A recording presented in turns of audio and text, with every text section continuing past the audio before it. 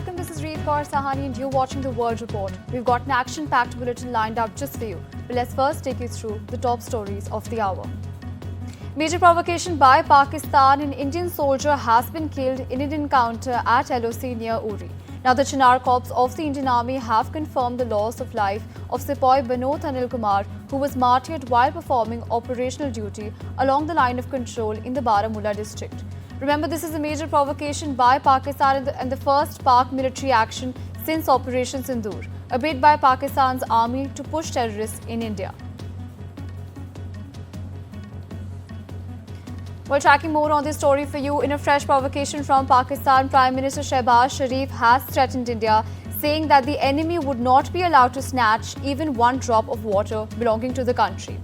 He went on further, saying that any attempt would result in India being taught a lesson so harsh that it would be left holding its ears. This is yet another empty threat coming in from Pakistan, which is cornered in the face of India's steely resolve, taking stringent action and exposing its role, of course, as a terror haven. Now, India has strongly condemned these remarks.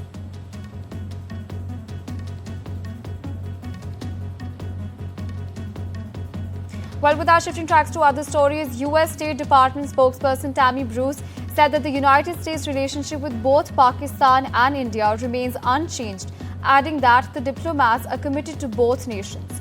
Now, her remarks came after Pakistan's Army Chief General Asim Munir's comments in Florida, where he reportedly said that Pakistan could use nuclear weapons to take down India and half the world in an event of an existential threat. Now, Bruce mentioned the recent ceasefire between India and Pakistan, saying that it could have escalated badly. Now, Bruce also claimed credit for the ceasefire, saying that the immediate action was taken at the time by US Vice President J.D. Vance and President Donald Trump and even Secretary of State Marco Rubio. Let's in fact listen in to what Tammy Bruce had to say. Our relationship with both nations is as it has been, which is good, and that is the benefit of having a president who knows everyone, talks to everyone, and that is how we can bring differences together in this case. So it's clear that the diplomats here are committed to both nations. I can tell you also that there has been a U.S.-Pakistan counterterrorism dialogue that was established. At this dialogue in Islamabad, the United States and Pakistan reaffirmed their shared commitment to combating terrorism in all its forms and manifestations during this latest round of the talks in Islamabad. The United States and Pakistan discussed ways to enhance cooperation to counter terrorist threats, and I think that for the region and for the world, the United States working with both those nations is good news and will promote a future that's beneficial. While without shifting tracks to other stories, India's most wanted illegal arms supplier, Sheikh Salim alias Salim Pistol, has been brought back after being arrested in Nepal on August 9th. Now, for years, Salim had been supplying sophisticated weapons from Pakistan into India. Investigators have found evidence linking him to Pakistan's intelligence agency, ISI, and Dawood Ibrahim's D Company.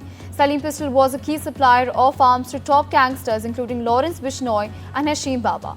Now, his name has also surfaced in the Sidhu Moosewaala murder case as well. Now, he was arrested by the Delhi police in 2018, but later managed to flee abroad. Shifting focus to other stories at this point in time, an arrest has been made in the brutal assault of a 70-year-old Sikh man in North Hollywood. The 70-year-old Harpal Singh remains in coma after a brutal assault near a Gurudwara. He was struck repeatedly with a golf club in what many are calling a hate crime. While the suspect has been arrested, the Sikh community is demanding that authorities officially recognize racial motivation behind the attack. Shifting focus to other stories, as the world counts down to August 15th as Trump-Putin Alaska meet, Ukraine's president is standing firm, saying that his country will not give up any land to Russia. He's further also warned, saying that it would only fuel a future war. Now, Zelensky rejected any deal that would see Ukraine and withdraw from parts of Donbas, calling it potential launchpad for new Russian attacks. Now, this comes as the Russian sabotage groups breached Ukrainian lines in eastern Donbas, advancing 6 miles in just 3 days. Ukraine's military says it's deploying reinforcements to hold the front. Now, Zelensky also revealed that Russia may be preparing a major new offensive this fall with 30,000 troops. Here's in fact a report on what can be expected at the Alaska summit. Take a look. Here's what to know about this meeting. The location, which took everyone by surprise, will be Alaska. It'll be Putin's first trip to the US in 10 years. There's an ICC arrest warrant in place for Putin for accusations of war crimes in Ukraine. But since the US is not a member, there's no obligation to arrest him. For now, President Volodymyr Zelensky isn't going to take part. The absence of Ukraine is alarming European allies that Kyiv may be pressured to agree to a deal that favours Russia. It's hard to see what the summit could produce in terms of a concrete peace plan for Ukraine, given the Ukrainian and Russian positions on how to achieve this are so far apart. Trump has said several times that there could be an agreement on land swaps. Whatever happens, the meeting is a diplomatic coup for Putin, who's keen to show that he's not isolated and has a place at the table alongside the US president. For his part, Donald Trump said he would know within moments whether a deal can be made to end the fighting in Ukraine or whether it would be time for him to walk away. While with our shifting tracks to other stories, Russian President Vladimir Putin has reaffirmed his friendship with North Korean leader Kim Jong-un ahead of his talks with Donald Trump on Friday. Now, Putin and Kim spoke on Tuesday with the Russian leader, praising Pyongyang's military power for his country's war against Ukraine. Kim and Putin reaffirmed their commitment to further development of friendship relations and good neighborliness and cooperation. Now, this comes as Russia has been making fresh military advances in Ukraine, leading to a sudden thrust near the eastern town of Dobropilya and advancing 10 kilometers, about 6 miles in a short period of time.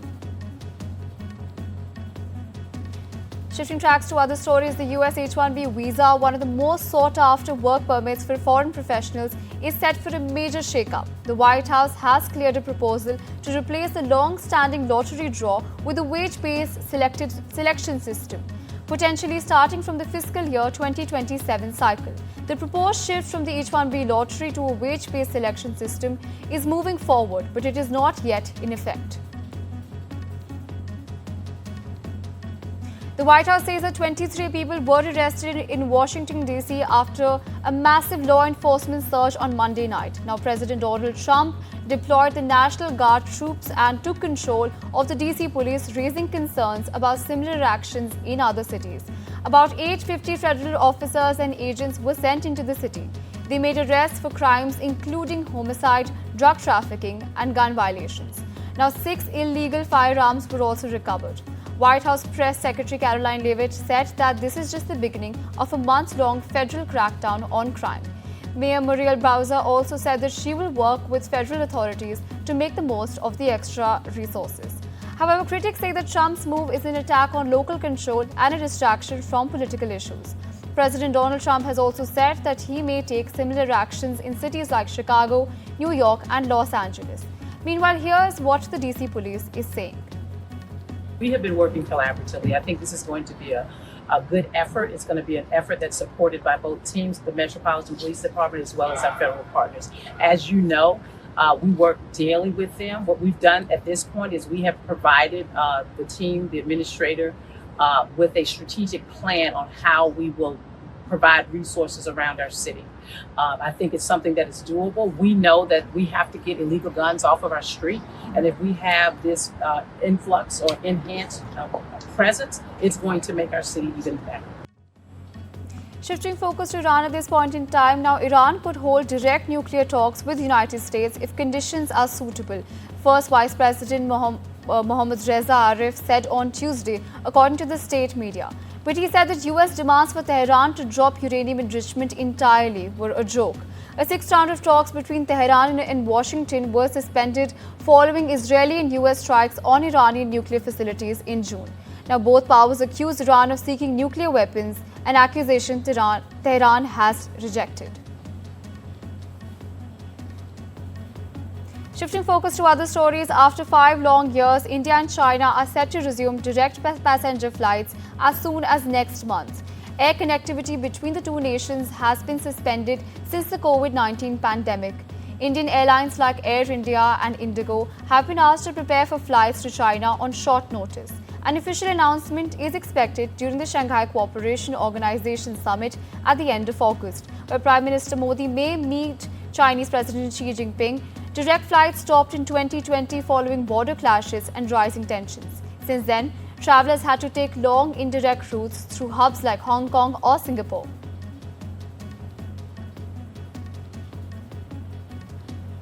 Shifting focus to other stories, at least 3 people have died in a scorching heat wave that is fueling dozens of wildfires across parts of southern Europe, forcing thousands of people from their homes.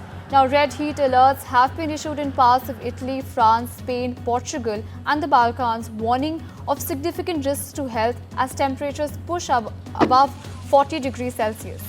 Spain's weather service EMET has said that temperatures could reach 44 degrees in Seville and Cordon, while southern Portugal could also hit 44 degrees Celsius.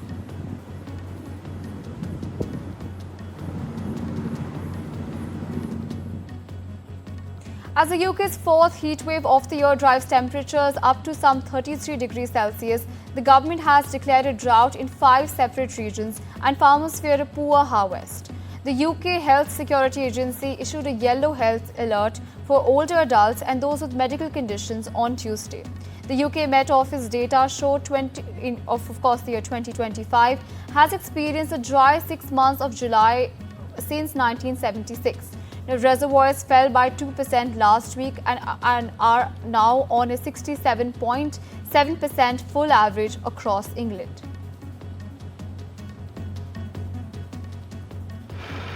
Money tied up in these crops, and to see them going in, pretty much planting into dust, worrying that we might not actually be able to get a crop from them is worrying, and it makes you consider whether it's worth doing it in the future, because we do have these big fluctuations in weather that we just don't know how to plan from year to year. Now, Madonna has urged Pope Leo to visit Gaza and bring his light to the children before it's too late. The US Queen of Pop shared her plea on social media, saying that the pontiff was the only one who cannot be denied entry. Her intervention came as the United Kingdom, as well as the EU, Australia, Canada and Japan have issued a statement saying that the famine is unfolding in front of our eyes and urged action to reverse starvation.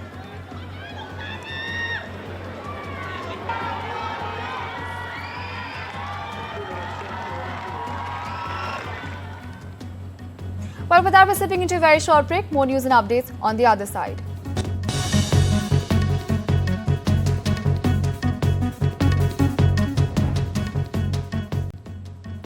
Welcome back. You're watching NDTV, tracking stories from the world of business and tech.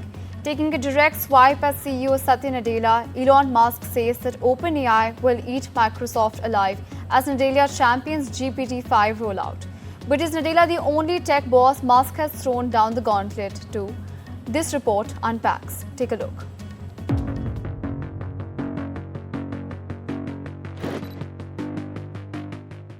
Elon Musk is stirring the pot again.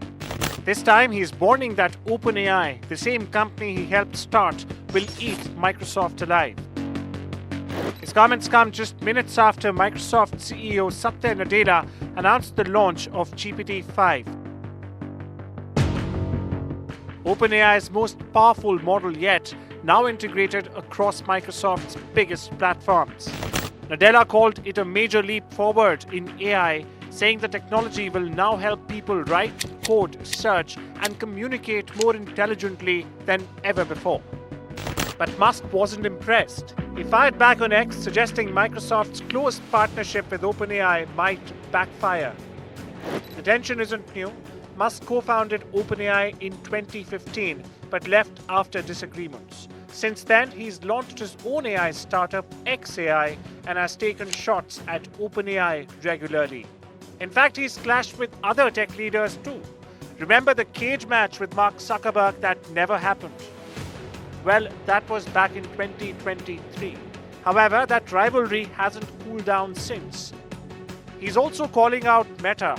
He says Zuckerberg is trying to buy AI talent with massive pay packages, and that xAI is hiring top engineers based on vision, not just money. And now Musk is also accusing Apple of giving OpenAI unfair visibility in their App Store. He claims Apple's app rankings are biased, keeping his chatbot Grok out of the spotlight, despite being one of the top-performing AI apps. OpenAI CEO Sam Altman has hit back, accusing Musk of using the X platform to manipulate outcomes and boost his own businesses. The bottom line seems clear here. AI wars have moved much beyond just machines and code. And with Musk in the middle of all of it, it clearly isn't business as usual. Bureau Report, NDTV.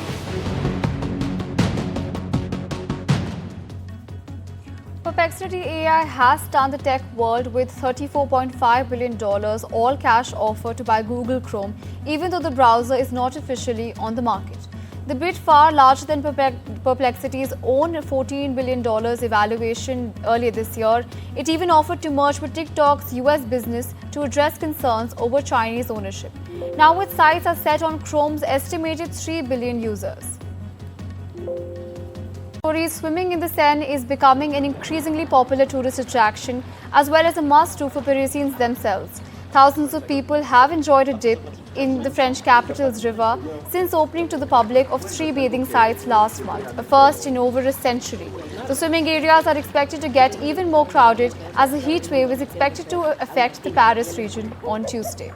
Listen in to what a visitor had to say.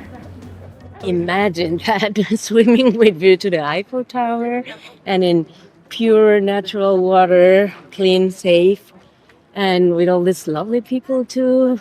You have every age here, which is lovely too. People actually like sporting, swimming for real and just chilling out. It's a great mix of everything.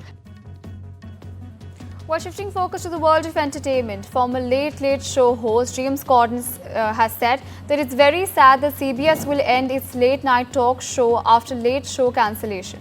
The Late Late Show with James Corden is an American late night talk show that is aired on CBS from 2015 to 2023. The CBS said that cancellation was purely financial. It was completely a financial decision as per the CBS, and the show's annual losses have been reported to be an estimated $40 million. Listen in to what James Corden had to say about the show's cancellation. Are you happy you got out of late night, especially since it's under fire these days? It's not that I'm happy to have got out of late night. We did 1,198 late shows. That's enough, and I'm so proud of that show. I'm so proud of what I did there. I loved it. It was an extraordinary experience. What a privilege to be part of such a thing and such a gang. And I think it's very, very sad, that late night's not going to be there on CBS. It's very sad. It makes me very sad. Because when I was in the History Boys in 2006, I used to rush home and I would watch Letterman at 11:30 and I would watch Craig Ferguson at 12:30 that won't be there is a sad thing.